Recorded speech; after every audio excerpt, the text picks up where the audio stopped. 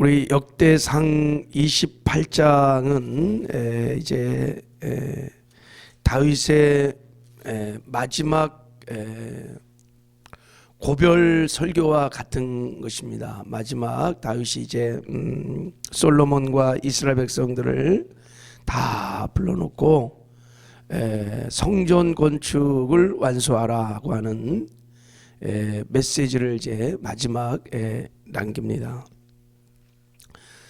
역대상 28장, 29장은 신약적으로 말하면 예수님께서 이제 부활하셔서 승천하기 직전에 제자들을 다 불러와 놓고 지상 명령을 말씀하시죠.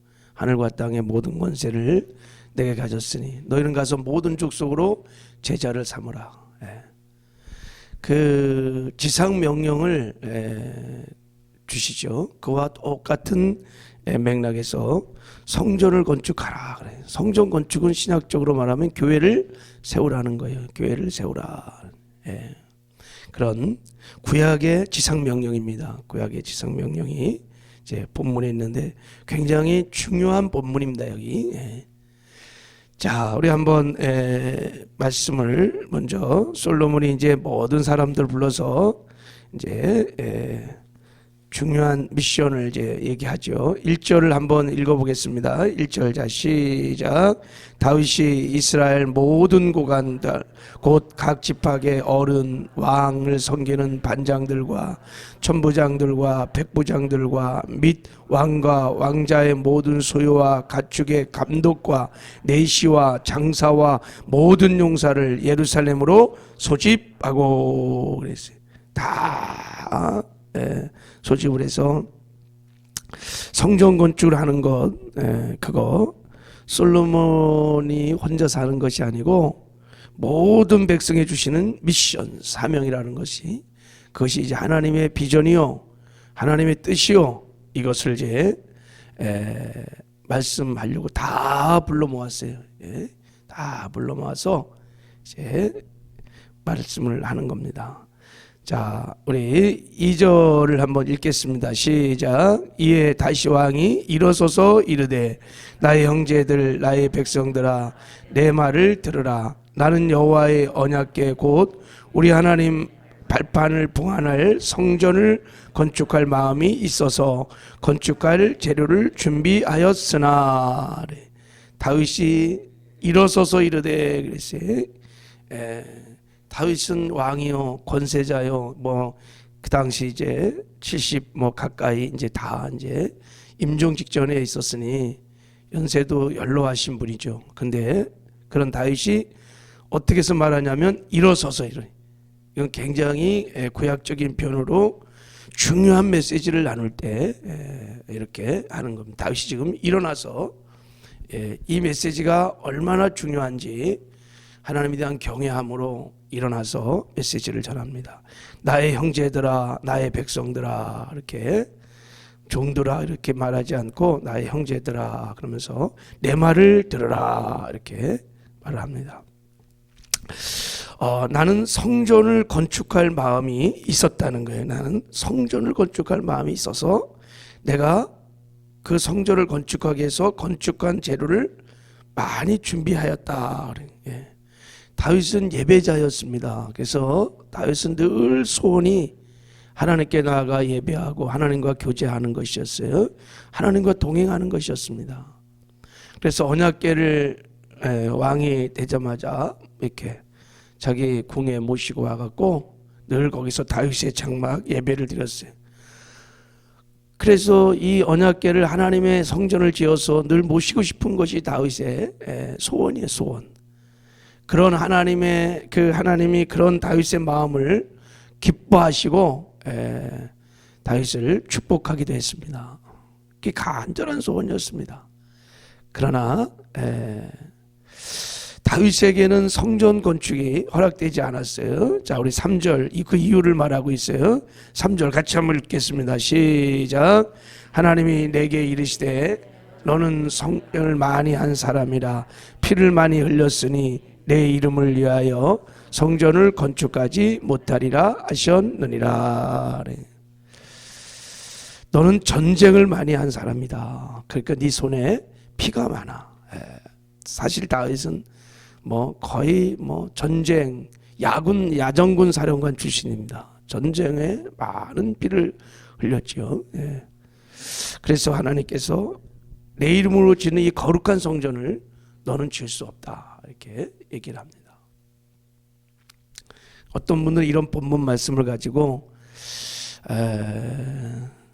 통일이 언제 일어나느냐, 이 전쟁의 세대가 다 지난 다음에 전쟁을 경험한 세대가 지나고 나면 이제 전쟁을 모르는 다음 세대가 일어나면 통일도 일어날 것이다 라고. 근데 여러분, 역사를 보면 언제나 그렇게 일이 일어난대요. 피가 있는 전쟁의 세대들은 통일이 안 돼. 그래서 전쟁 세대가 다 지나고 나면 통일이 일어난다는 말을 하기도 해요. 어쨌든 다윗은 소원은 있었지만, 준비도 사실 다 했지만 그렇게 허락되지 않았어요. 다윗은 자기가 성전을 짓는 적임자로 선택받지 못한 것에 대해서 뭐 아쉬움이 있었지만, 그것 때문에 뭐 낙심하거나 하나님께 뭐 원망하고 불평한 것은 아닙니다. 왜냐하면 이제 그 이에 4절에 이어지는 말씀을 보면 자기는 너무너무 하나님께 큰 은혜를 받았다는 거예요. 하나님 앞에. 자, 어떤 은혜를 받았느냐? 자, 우리 한번 4절을 한번 다시 한번 읽어보겠습니다. 4절, 자, 시작. 그러나 이스라엘 하나님 여호와께서 전에 나를 내 부친의 온 집에서 택하여 영원히 이스라엘 왕이 되게 하셨나이니, 곧 하나님이 유다 지파를 택하사 머리를 삼으시고 유다의 가뭄에서 내 부친의 집을 택하시고 내 부친의 아들들 중에서 나를 기뻐하사 온 이스라엘의 왕으로 삼으셨느니라. 자기를 이스라엘 왕으로 하나님이 택하여 세웠다는 거예요. 이 은혜가 너무너무 감사하고 귀하다고 지금 고백하고 있는 거예요. 자, 어떻게 택했느냐? 거기 한번 봐요. 하나님이 먼저 다윗을 택하기 위해서 누구를 먼저 선택하냐? 유다 지파를 선택해. 유다 지파를 선택했다. 그러니까 12지파 중에서 특별히 하나님이 유다 지파를 선택했어요. 그러니까 확률적으로 12대 1로 선택을 받은 거예요. 그 다음에 유다 지파, 유다족 속에서 내 부친의 집을 선택한 거예요. 2세. 그 유다 지파에도 얼마나 많은 그 가뭄이 있습니까? 그 중에 아버지 부친의 가족, 그걸 가문을 선택해서, 또 부친의 아들들 중에서도 자기를 선택했다는 거예요. 여기도 뭐 한 8대 1 정도. 수학적으로 말하면, 경우의 수로 말하면, 확률적으로 말하면 몇십만, 뭐 몇백의 대 1에 다윗이 선택을 받은 거예요. 선택을. 그래갖고 다윗이 참 목동이었던 다윗이 이스라엘의 성군이 되는 큰 은혜를 받은 것입니다. 다윗이 말하죠. 거기 보면 하나님께서 내 부친의 아들 중에서 나를 뭐 했다고요? 나를 기뻐하사 온 이스라엘의 왕을 삼으셨느니라. 하나님께서 다윗의 무엇을 기뻐하시고 그 목동인 다윗을 이스라엘 성군으로 선택했을까요?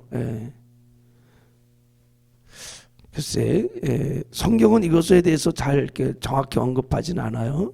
근데 한번 추적해 보면 하나님이 어린 다윗을 보고 내 마음에 합한 자라, 이렇게 내 마음에 합한 자라, 내 마음에 쏙 든다는 거예요. 그래서 다윗 나이에 한 17, 뭐 하여간 그 정도 되는 때 하나님이 다윗을 사무엘을 보내서 기름 부어 왕으로 세우잖아요, 그죠? 그러니까 그때 벌써 다윗의 마음에 하나님이 합한, 하나님 마음에 쏙 드는 것이 다윗에게 있었다는 얘기죠. 근데 성경에는 다윗의 어린 이야기가 언급이 없습니다. 뭐 우리가 추적해 보면 딱 한 번 딱 나옵니다. 사무엘상 17장에 보면 다윗이 골리앗과 싸울 때 얘기하는 얘기가 나와요.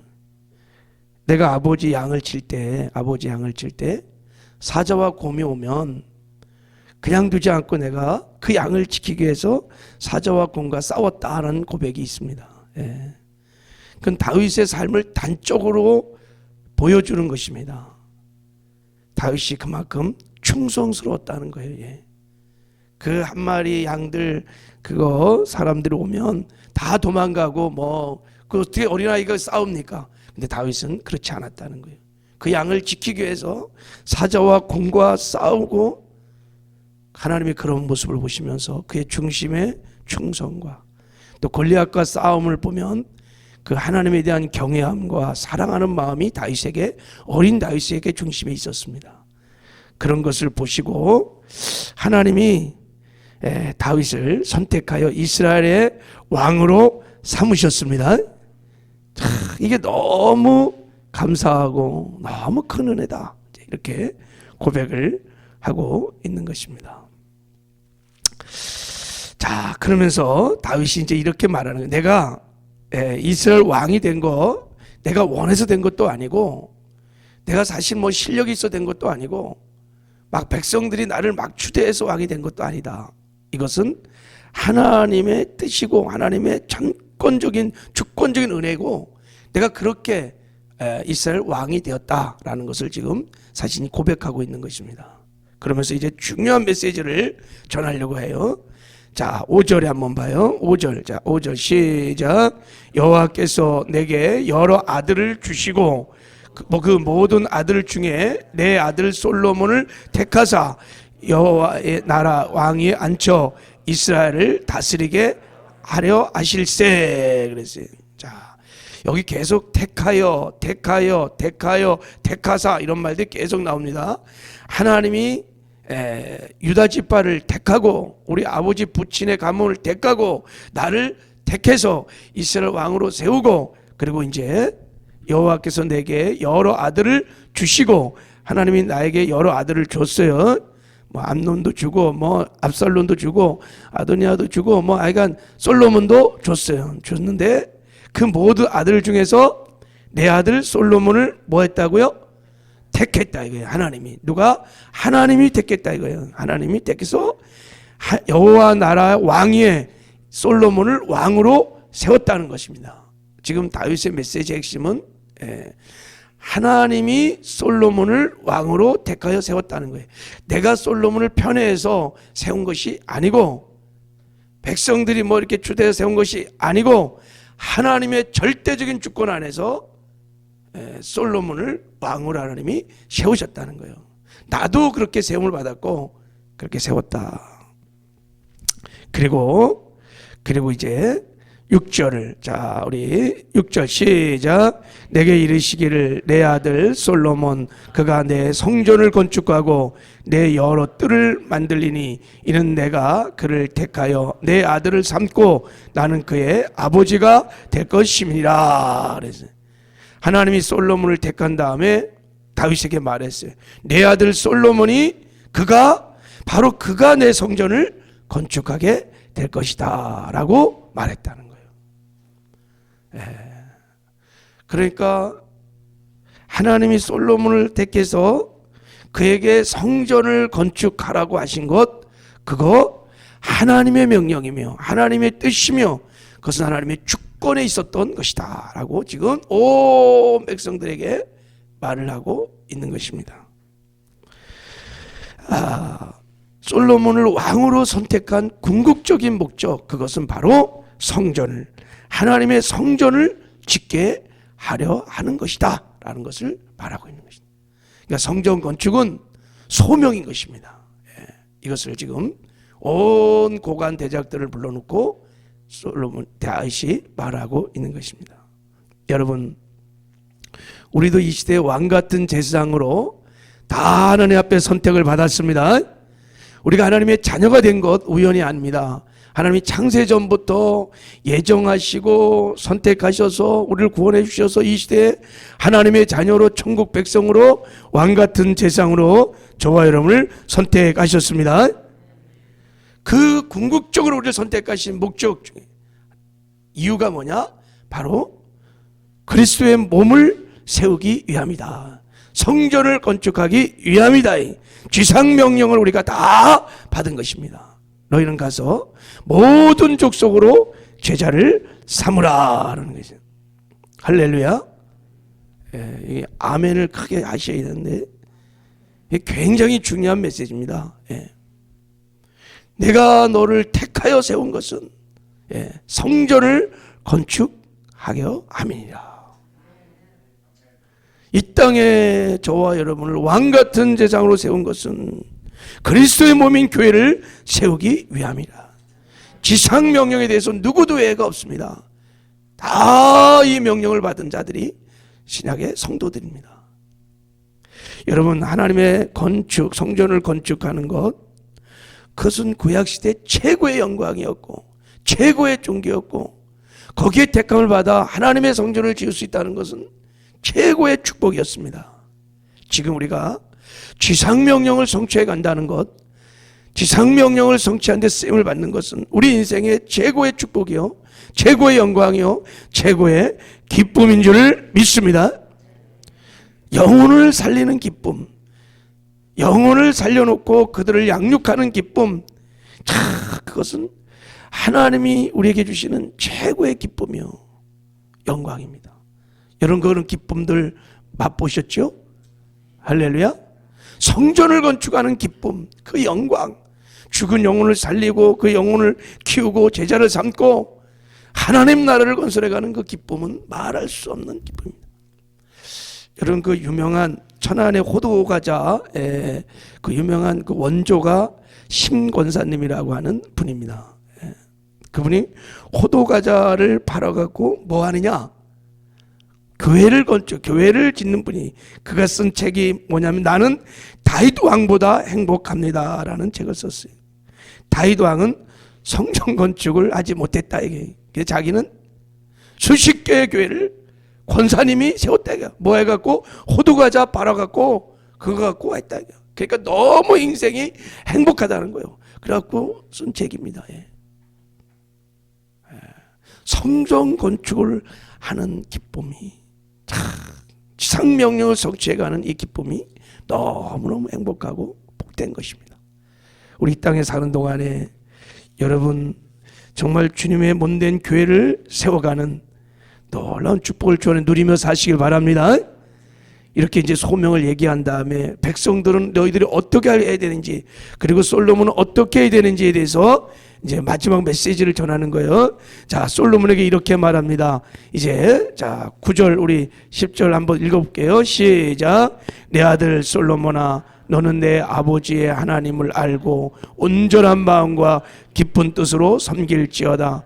여호와께서는 모든 마음을 감찰하사 모든 의도를 아시나니 내가 만일 그를 찾으면 만날 것이요 만일 내가 그를 버리면 그가 너를 영원히 버리시리라. 그런즉 이제 너는 삼갈지어다. 여호와께서 너를 택하여 성전의 건축하게 하셨으니 힘써 행할지니라 하느니라. 세 가지 미션을 주죠.